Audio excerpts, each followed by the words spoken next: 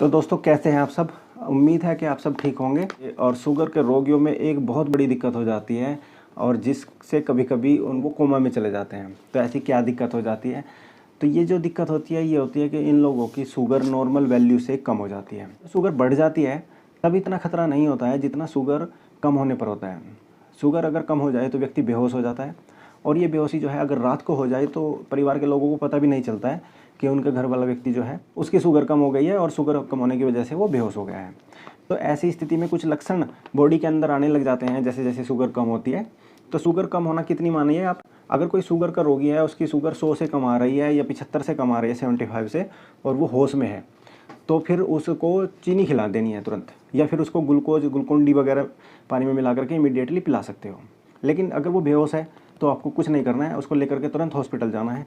अगर आपने उसके मुंह में चीनी वगैरह या किसी चीज़ का घोल डाल दिया, फ्रूटी वगैरह पिला दी, तो वो सब कुछ उसके फेफड़ों में जा सकता है और उसको न्यूमोनिया हो जाएगा।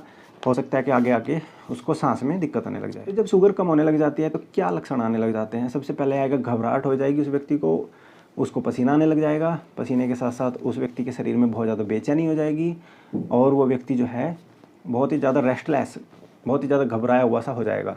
उसको बहुत ज़्यादा भूख लगने लग जाएगी, कभी कभी भूख भी बहुत ज़्यादा बताते हैं रोगी, तब भी शुगर का जांच कर लेनी चाहिए। इसके साथ साथ उसकी जीभ तुतलाने लग जाएगी, जो भी बोलेगा साफ नहीं बोल पाएगा और उस व्यक्ति का मानसिक जो स्तर है बेहोशी की तरफ वो व्यक्ति जाने लग जाएगा, उसको अच्छे से होश नहीं रहेगा, थोड़े टाइम बाद वो बेहोश हो जाएगा। तो अगर ऐसी स्थिति है तो घर पर एक मशीन होनी ज़रूरी है। मशीन से जो है आप तुरंत शुगर की जांच करके उस व्यक्ति की देख सकते हो। अगर वो होश में है आप उनको कुछ भी मीठी चीज़ खिला सकते हो। अगर वो व्यक्ति बेहोश है तो फिर आपको एक ही काम करना है कि उनको हॉस्पिटल में ले जाना है। वहाँ पर जा कर के वो उनको 25% डेक्स्ट्रोज जो होती है उसका इंजेक्शन चढ़ाते हैं और लगते ही रोगी होश में आ जाता है। तो ये छोटी सी बात होती है। व्यक्ति की शुगर अगर लंबे समय तक कम रह जाए तो उसका जो ब्रेन है वो काम करना बंद कर देता है। मैं यहाँ पर थोड़ी सी बात बताऊँगा कि जो ब्रेन होता है, हमारा जो दिमाग होता है, वो दो चीज़ों से चलता है। एक होती है ऑक्सीजन और एक होती है शुगर। तो यदि व्यक्ति को थोड़ी देर तक ऑक्सीजन नहीं मिलेगी तो भी उसका दिमाग ख़राब हो सकता है, डेड हो सकता है, या फिर वो व्यक्ति कोमा में जा सकता है। और सेम हाल होता है शुगर में।